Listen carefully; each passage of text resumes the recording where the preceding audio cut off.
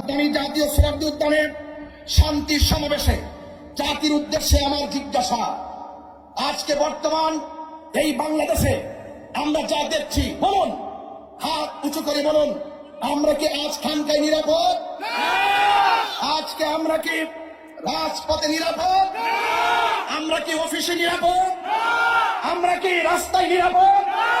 আমরা এতই নির্লজ্জ, আমাদের সমাজের কিছু মানুষ এতই নির্লজ্জ, বেহায়াপনায় নিমজ্জিত হয়েছে, যারা রাসূল পাকের শুভ আগমনের দিনে, শুভ আগমনের চাঁদে তারা এই দুনিয়ার উপরের মানুষগুলো ওই হায়নাদের কাছে যেমন নিরাপদ না, তাদের কাছে আজকে অন্ধকার কবরে যারা চিরদিনের জন্য চলে যায়, সেই লাশ পর্যন্ত ওই হায়নাদের কাছে নিরাপদ না। জাতীয় আজ কি দেখছে বাংলাদেশে?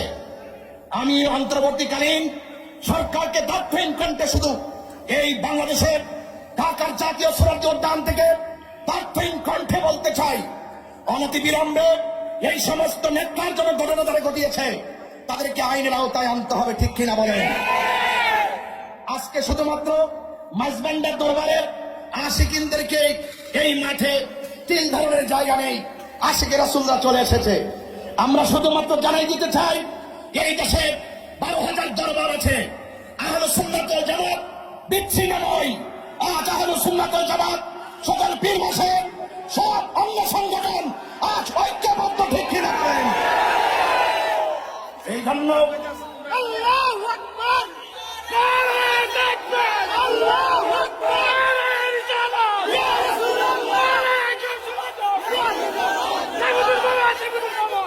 আমার সুন্নি জনতা, আল্লামা ডক্টর আল্লামা ডক্টর সাইফুদ্দিন আহমদ আল হাসানি ওয়াল হুসাইনি আল মাঝবান্ডারি মুতাজিলুল আলী হুজুর, তিনি আহলে সুন্নাত ওয়াল জামাতের শুরা সদস্য হিসাবে এবং একটি মাঝবান্ডার দরবার শরীফের অন্যতম মুখপাত্র হিসাবে এই দেশের ক্রাইসিস মুভমেন্টে, কোন সংকটে, কোন দুর্যোগে এই দেশের সার্বভৌমত্ব রক্ষায়, এই দেশের ধর্মের সুরক্ষায়, সম্প্রীতি রক্ষায় যদি আমাদেরকে কখনো ডাক দেওয়া হয়, আমরা কি এভাবে, আমরা কি রাজপথে আসতে প্রস্তুত আছি?